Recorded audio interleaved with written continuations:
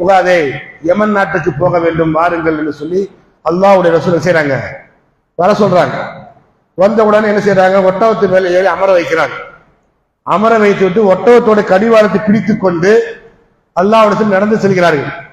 யார சொல்லலாம், நான் கீழே வருகிறேன் யார சொல்ல, நீங்கள் மேல அமருங்கள் யார சொல்லலாம் சொல்றாங்க. இல்லை முகாது, நீங்கள் அமருங்கள் என்று சொல்கிறார்கள். சொல்லிவிட்டு ஒட்டகத்தோட கடிவாளத்தை பிடித்துக் கொண்டு நடந்தே செல்கிறார்.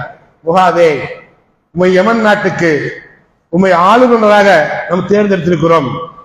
அங்க போய் சிறந்த ஒரு ஆட்சியை, அந்த மக்கள் எப்படி மக்கள் என்று சொன்னால் வேதம் கொடுக்கப்பட்ட மக்களாக இருக்கிறார்கள்.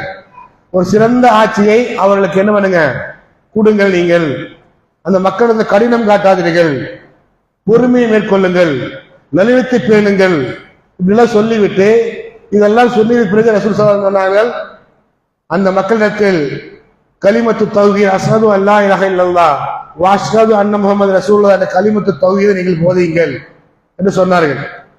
அதுக்கு பிறகு அந்த மக்கள் ஏற்றுக்கொண்டார்கள் என்று சொன்னால் தொழுகை பற்றி நீங்கள் வலியுறுத்துங்கள்.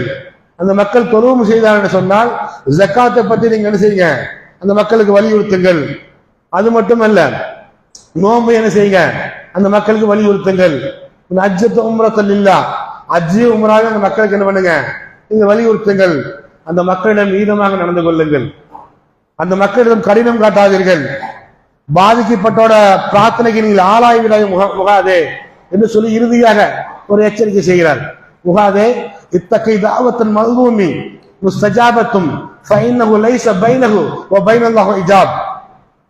இந்த ஆட்சி செய்யக்கூடிய நேரத்தில் அநீதி இழைக்கப்பட்ட பிரார்த்தனைக்கு நீங்கள் ஆளாய் விடாதீர்கள், அவர்களுக்கும் அல்லாஹ்வுக்கும் எந்த திரையும் கிடையாது, அதனால் மிக கவனமாக நடந்து கொள்ளுங்கள் என்று சொல்லி அந்த துல்குலைஃபா என்று சொல்லக்கூடிய இடம் வந்துவிடும். மக்காவுடைய எல்லை, மதீனாவுடைய எல்லை வந்து விடுகிறது. கிட்டத்தட்ட பார்த்துட்டு சொன்னால் 5 கிலோமீட்டர் 6 கிலோமீட்டர் சொல்ல நடந்து கூட்டிட்டு போறாங்க. இன்றைக்கு வண்டியில போற 10 நிமிஷம் 15 நிமிஷம் டிராவல் இருக்குது. அப்ப அது நடந்து போறாங்க. அல்லாஹ்வுடைய ரசூல் முதலாக மரண செய்தியை ஓப்பனா ரசூல் சொல்றாங்க. யார்கிட்ட சொல்றாங்க, அந்த தனி நபர் அந்த சகாபின்னு சொல்றாங்க. ஏன்னா அவர் வெளியூருக்கு போறார்.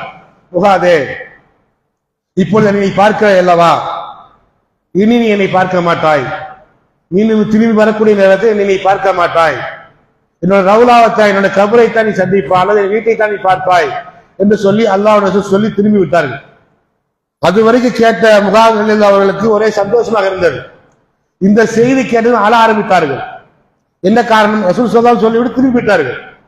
திரும்பி நடந்து கொண்டு போய் கொண்டு இருக்கிறார்கள். நான் அழுது கொண்டே இருந்தேன். ஏன் அழுதார், சொன்னது யார், அல்லாஹ்வுடைய ரசூல். சொன்னால் அது நடந்துவிடும். ஏன்னா வமா யன்திகு அனில் ஹவா இன் ஹுவ இல்லா வஹ்யுஹா, இந்த முஹம்மது மனைச்சிப்படி பேச மாட்டார், தன்னுடைய சொந்த கருத்துக்களை சொல்ல மாட்டார், வஹி என்று வேறு இல்லை என்று அல்லாஹ் குர்ஆனில் சொல்லி காட்டுகிறார். அவ சொன்னது அல்லாஹ்வுடைய ரசூல். அடுத்த தடவை அல்லாஹ்வுடைய ரசூல் உயிரோட பார்க்க முடியாது என்று அழுது கொண்டே இருக்கிறார். எந்த அளவுக்கு என்று சொன்னால் அல்லாஹ்வுடைய ரசூல் மறைகிற வரைக்கும் நான் இடத்தை விட்டு போகவில்லை, பிறகுதான் நான் போனேன் யமன் நாட்டுக்கு என்று சொல்கிறார். அதே போல் திரும்பி வந்தார். வல்லாஹி அல்லாஹ் மீது ஆணையாக சொல்கிறேன், நான் அல்லாஹ்வுடைய உயிரோட பார்க்கவில்லை, என்னோடு பேசிய ரசூல் நான் உயிரோட பார்க்கவில்லை என்று சொல்லி அவர் அறிவிப்பு செய்கிறார். முகாதிரில் அறிவிப்பு செய்யறாங்க. இது ஒரு எச்சரிக்கை. யாரு, அல்லாஹ்வுடைய ரசூல் ஓப்பனாக இவங்களுக்கு சொல்றாங்க. ஆனா மக்கள்கிட்ட சொல்ல முடியாது. அப்படி ஒரு தனி நபருங்கிறனால அல்லாஹ்வுடைய சொல்றாங்க. இந்த இதை முடிந்து விட்டு துல்ஹஜ் மாதம் வருகிறது.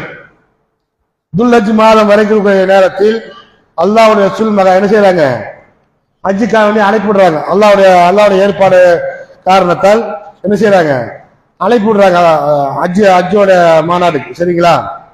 அப்ப அல்லாஹ்வுடைய ரசூல் அழைப்பு இருக்கக்கூடிய நேரத்தில் எல்லா மக்கள் வந்தாங்க.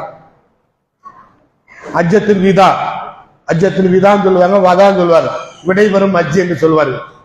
ஏன்னா ரசூல் ஸல்லல்லாஹு அலைஹி வஸல்லம் செய்தி ஒரே ஹஜ் தான், பல உம்ராக்கள் செய்திருக்கிறார்கள்.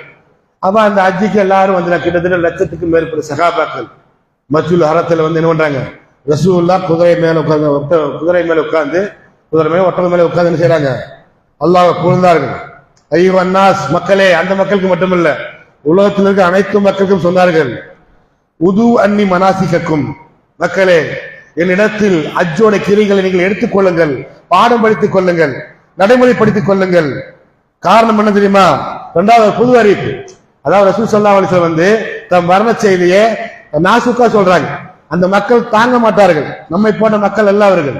அவர்கள் அல்லாஹ்வுடைய ரசூலையே குட்டி போட்ட பூனை எப்படி சுத்தி கொண்டு வருமோ அதே சுத்தி கொண்டு வந்த மக்கள் அந்த மக்கள்